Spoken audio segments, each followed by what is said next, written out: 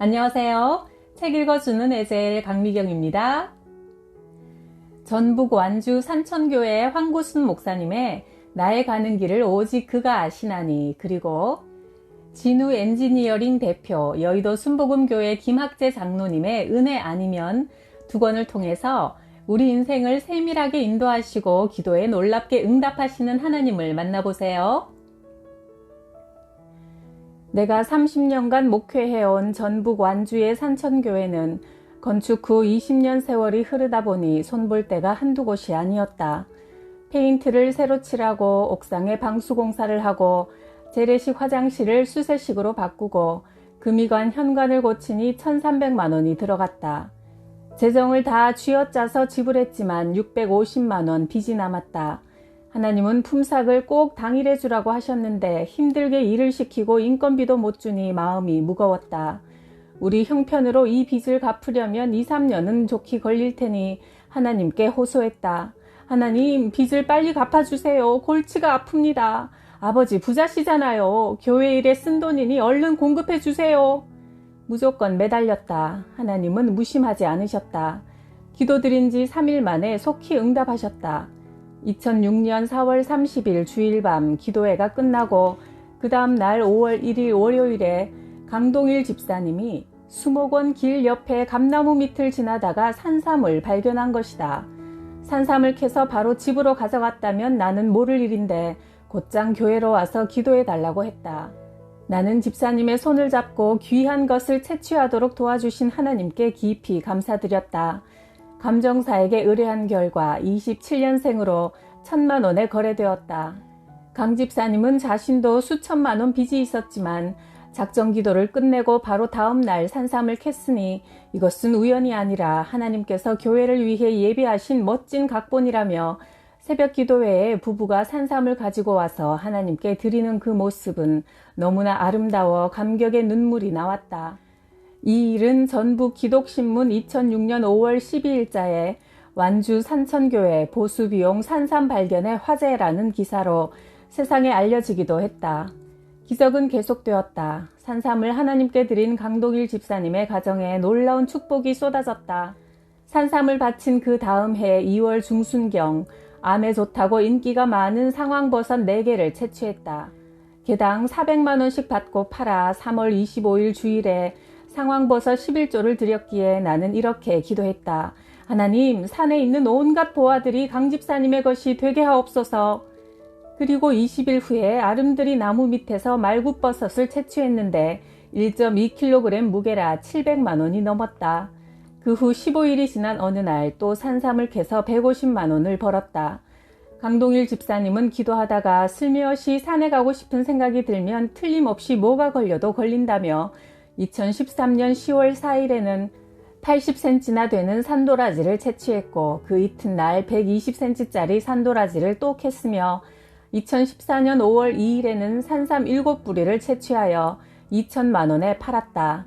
강 집사님의 헌신을 우리 하나님은 정말 놀랍고도 재미난 방법으로 넘치게 갚아주셨다. 할렐루야.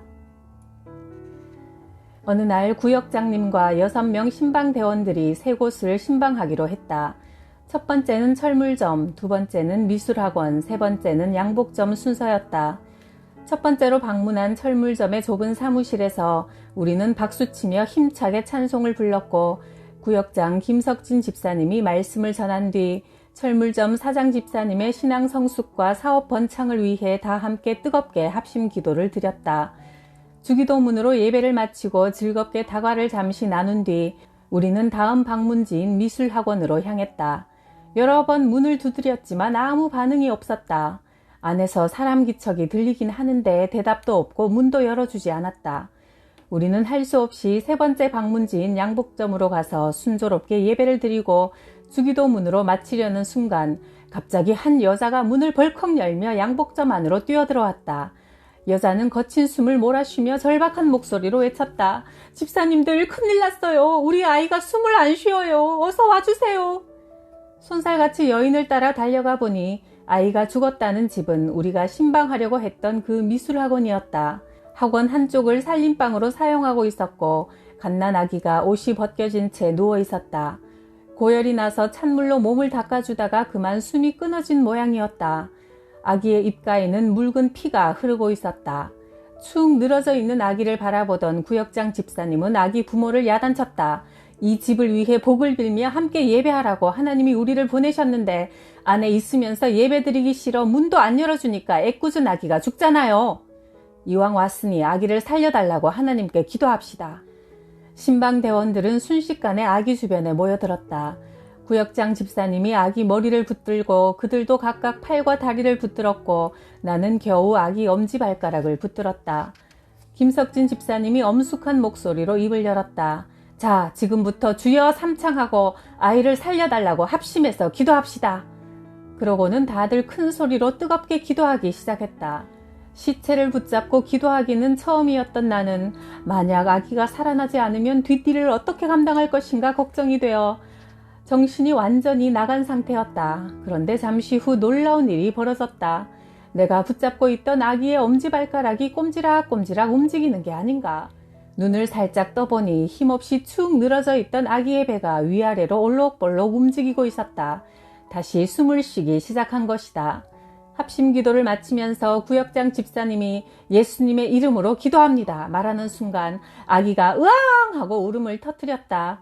그 자리에 있던 모든 사람의 입에서 동시에 할렐루야가 튀어나왔다.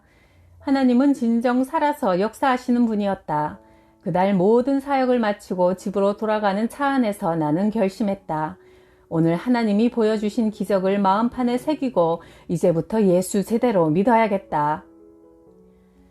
1973년 나는 졸업을 코앞에 둔 대학교 4학년생이었다. 취업 때문에 걱정이 많았지만 취업 문제를 놓고 기도만 하면 이상하게 마음이 편안해졌다. 그래서 어떻게 하면 성경 말씀대로 살 수 있을까를 고민하며 교회 봉사에 빠져 지냈다. 그러던 어느 날 기도 중 마음 깊은 곳에서 이런 음성이 들려왔다. 전기기사 자격증 시험을 봐라. 당시 우리나라에 이 자격증을 갖고 있는 사람이 200명 정도밖에 없어 관련 분야의 인력난이 심각했는데 마침 그 시험이 몇 주 뒤 서울시청에서 있을 예정이었다. 하지만 그것은 학원에 다니며 1년 내내 공부해도 합격하기 어려운 시험이었다. 벼락치기로 며칠 공부한다고 될 일이 결코 아니었다. 시험 준비는커녕 자격증에 대해 생각도 해본 적이 없던 나는 그 음성을 무시했다. 하지만 기도할 때마다 이번 자격증 시험에 꼭 응시해봐라는 뜬금없는 음성이 마음속에서 계속 들려왔다. 사탄의 장난인가 싶은 생각에 예수 이름으로 명하노니 나를 혼란스럽게 하는 잘못된 생각은 썩 떠나가라. 호통도 여러 번 쳐봤지만 그 음성이 멈추지 않아. 그렇다면 하나님이 내 마음에 말씀하신 것이라는 확신이 들었다. 떨어져도 크게 손해볼 것은 없겠다 싶어 마음을 비우고 한번 응시해보기로 했다. 이번에는 출제 경향만 살펴보고 진짜 시험은 제대로 공부해서 내년에 치러야지 생각했다. 시험 전날 하루만이라도 열심히 공부하고 싶어 오전부터 밤 10시까지 한자리에 앉아 쉬지 않고 문제집을 풀었다. 시험장에 앉아 시험지를 받아들고 하나님께 기도를 올렸다. 전능하신 하나님, 나의 힘이 되신 하나님, 제가 주님을 사랑합니다. 저는 지금 아무 준비도 없이 이 자리에 앉아 있습니다. 성령님, 이 시간 저와 함께 해주세요. 기도를 마치고 시험지를 들여다본 나는 깜짝 놀라고 말았다. 어젯밤 벼락 공부를 하면서 달달 외웠던 바로 그 문제들이 문제집에 실려있는 순서까지 그대로 똑같이 제출된 게 아닌가. 내 눈으로 보고 있는데도 믿어지지가 않았다. 답이 전부 다 생각이 났다. 덕분에 여유있게 시험을 치를 수 있었다. 며칠 후 합격자 명단에 내 이름이 또렷이 적혀 있었다. 당일치기 벼락 공부로 그 어렵다는 시험에 당당히 합격한 것이다. 이것은 물론 내 실력으로 된 일이 아니었다. 오직 하나님의 은혜였다. 이 자격증은 막막하던 취업의 문을 활짝 열어주었다. 여러 대기업에서도 채용하겠다는 연락이 왔다. 기적이었다. 전능하시고 신실하신 하나님께서 그분을 힘으로 삼고 살아가는 내게 베푸시는 은혜의 선물이었다. 집안의 장손인 나는 학창시절 할머니가 심하게 반대하는데도 불구하고 교회를 다녔다. 하루는 목사님이 말씀하셨다. 학재야, 세례받고 회개하고 예수님을 구원자로 믿어야 천국에 갈 수 있단다. 하지만 장손인 내가 세례까지 받을 순 없었다. 그러다 시간이 흘러 군에 입대했고 장병대 교회에서 군목이 세례받고 싶은 병사들은 토요일에 교회로 오라고 공지했다. 나는 이번 기회는 놓치지 않고 꼭 세례를 받아야겠다고 마음먹고 교회로 가니 세례 문답을 하시던 장로님이 내게 이렇게 물었다. 세례 신청서에 보니 자네는 집안의 장손이구만. 세례받은 뒤로는 제사를 지내면 안 되는데 할 수 있겠나? 나는 결국 세례를 포기하고 제대하고 말았다. 그만큼 가문의 장손이라는 역할의 무게에 짓눌려 있었다. 집사가 되어서도 어쩔 수 없이 제사에 참석하긴 했지만 지방을 붙여놓고 그 앞에 절하는 것이 너무 싫고 하나님 앞에서 괴로웠다. 그러던 어느 날 다시 제삿날이 돌아왔다. 더는 이렇게 할 수 없다고 굳게 결심한 나는 당시 집안에서 가장 어른이셨던 숙부님을 찾아가 어려운 말씀을 드렸다. 숙부님, 지방의 신위, 죽은 사람의 영혼이 의지할 자리라는 뜻을 써붙이고 그 앞에 절하는 것은 귀신에게 절하는 것입니다. 저는 신앙 양심상 앞으로는 절대 그럴 수 없습니다. 오늘부터 저는 제사 때 절하지 않겠습니다. 숙부님은 나를 달랬다. 지방은 주소 같은 거야. 조상님도 주소가 있어야 찾아오시지 않겠냐? 장손인 네가 그러면 안 되지. 고집 부리지 말고 절해라. 하지만 나는 굽히지 않았다. 다른 친척들이 절하는 동안 나는 가만히 서서 기도했다. 제사에 참석한 사람들의 시선이 내게 집중되었다. 내가 느끼는 중압감은 엄청났다. 살다 보면 이렇게 신앙적인 결단을 해야 할 때가 있다. 여기저기서 이러쿵 저러쿵 하는 소리들이 들려왔다. 예수 믿는 사람들은 꼭 저렇게 유난을 떨더라. 교회 다녀도 제사상에 절하는 사람들도 많던데 꼭 저렇게까지 해야 돼? 그럴 때 내가 할 수 있는 것은 오직 기도뿐이었다. 제사에 참석할 때마다 나는 이렇게 하나님께 기도했다. 하나님, 지금 제사상에 절하는 저 사람들은 자기가 뭘 하고 있는지 모릅니다. 부디 용서하시고 저들도 예수 믿고 천국 가게 해주세요. 그리고 하나님, 제가 저들보다 더 잘되게 해주세요. 제가 못 살면 다들 예수 믿는다고 그렇게 유난을 떨더니 사는 게 고작 그 꼴이야? 하고 조롱하지 않겠습니까? 제발 저들이 보고 놀라워하고 부러워할 수 있는 삶을 살도록 도와주십시오. 이렇게 기도하는 가운데 주님의 임재가 느껴졌다. 그래, 학재야, 내가 너와 함께하니 두려워하지 마라. 하나님은 그 후 나로 하여금 진우 엔지니어링 회사를 세워 전기 온풍기를 서울 지하철 모든 역에 독점적으로 납품할 수 있는 길을 열어주셔서 큰 성공을 거두게 하셨고 시화공단의 공장까지 세워주셨다. 공장 준공식이 열리는 날 친척들을 모두 초대했다. 제사 때마다 내게 눈총을 주고 결국 제사를 추도 예배로 바꾼 것을 못마땅해 한 이들이었다. 그분들을 초대하면서 준공식 예배에 여의도 순복음교회 조용기 목사님이 오신다는 이야기를 했더니 다들 믿지 않는 눈치였다. 교회에 다니지는 않아도 조용기 목사님에 대해서는 잘 알고들 있었다. 말도 안 돼. 그렇게 큰 교회 목사님이 네 공장 준공식에 오신다고? 그러면서도 정말 조용기 목사님이 오신다면 얼굴이라도 한번 보고 싶다며 다들 찾아온 것이다. 준공식을 마치고 목사님 일행이 떠난 뒤 우리 가족들만 남았을 때 나를 바라보는 친척들의 눈빛이 예전과 달라진 게 느껴졌다. 다들 이구동성으로 나에 대한 칭찬을 쏟아내기 시작했다. 학재야, 네가 이제 해풍 김씨 가문을 세우는구나. 저렇게 큰 교회 목사님이 준공식에 직접 찾아오시는 걸 보니 네가 정말 다시 보이는구나. 이렇게 와보니 공장이 참 훌륭하고 멋지다. 네가 이렇게 잘 되다니 가문의 영광이다. 그 친척들 중에 이제 나도 교회 다니며 예수 믿고 살고 싶다는 사람들이 하나 둘 생겨났다. 하나님은 온갖 핍박과 서름 속에서도 끝까지 인내하며 드렸던 내 기도를 넘치도록 응답해 주셨다. 우리 마을에 90세 하영청 할아버지가 전혀 못 잡수시고 탈진 상태에 계신다는 소식을 듣고 임종이 임박했구나 느껴 찾아갔다. 할아버지는 불교에 오랫동안 심취하여 절까지 지을 정도로 열성파였다. 나는 할아버지께 따라하시라고 했다. 예수님은 내 구주, 예수님이 나 대신 십자가에서 죽으신 은혜로 구원받을 줄 믿습니다. 아멘. 그러자 할아버지는 나도 죽으면 천국 갈란다 하시며 기다렸다는 듯 잘도 따라했다. 할아버지가 예수님을 영접하고 기뻐하시는 모습을 보며 우리도 너무나 기뻐서 700m나 되는 거리를 매일 걸어 신방하여 예배를 드렸다. 만약 그 할아버지가 나는 불교를 오래 믿었으니 극락갈란다고 고집을 부린다면 우린들 어떻게 하겠는가? 누가 그 할아버지의 마음을 움직이겠는가? 할아버지를 창조하신 하나님만이 하실 수 있는 일이었다. 그런 반면 어느 여집사님은 임종이 가까워 딸들이 어머니 예수님 손 꼭 붙잡고 천국 가셔야지요 하니까 그 집사가 딸들을 향해 소리치기를 야 이년들아 안 믿어지는 걸 어떻게 하냐 하고 죽었다. 어느 믿음 없는 장로는 중병에 들자 고함을 지르며 나 좀 살려줘 나 더 살고 싶어 애걸하자 자녀들이 보다 못해 아버지 이제 천국 가셔야지요 하니 천국은 꽉 차서 내가 들어갈 자리가 없어 하면서 결국 죽고 말았다.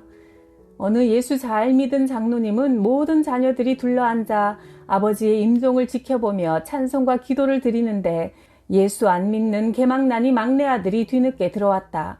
그 순간 장로님이 갑자기 야 하늘 문이 싹 열리네 하고 활짝 웃으며 돌아가시는 아버지의 아름다운 마지막 모습을 보고 막내 아들이 예수님을 영접했다.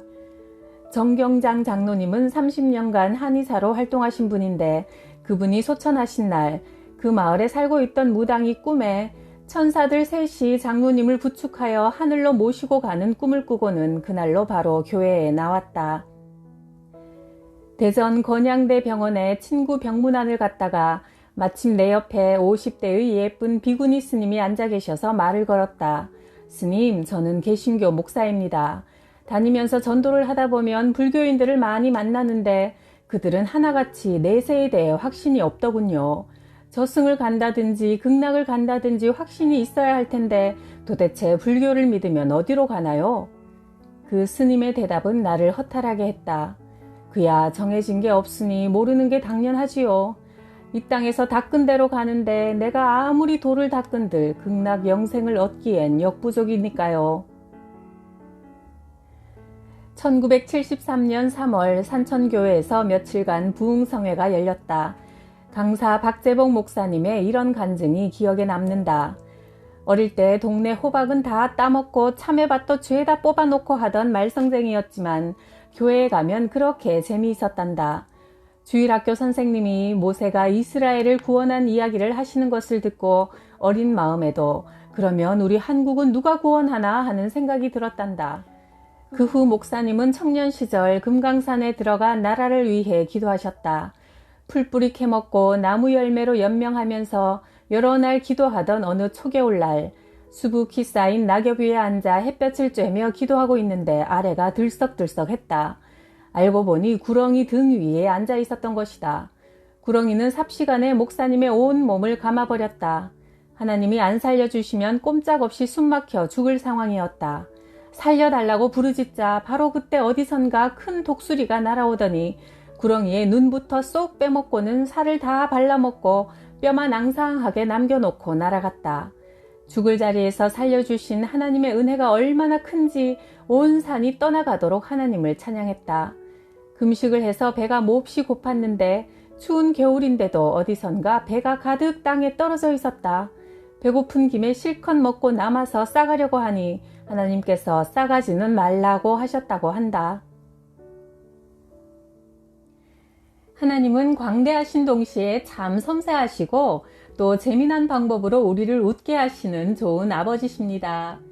마음을 짓누르는 문제가 있다면 하나님께 기도로 다 맡겨버리고 오늘도 즐겁게 살아갑시다.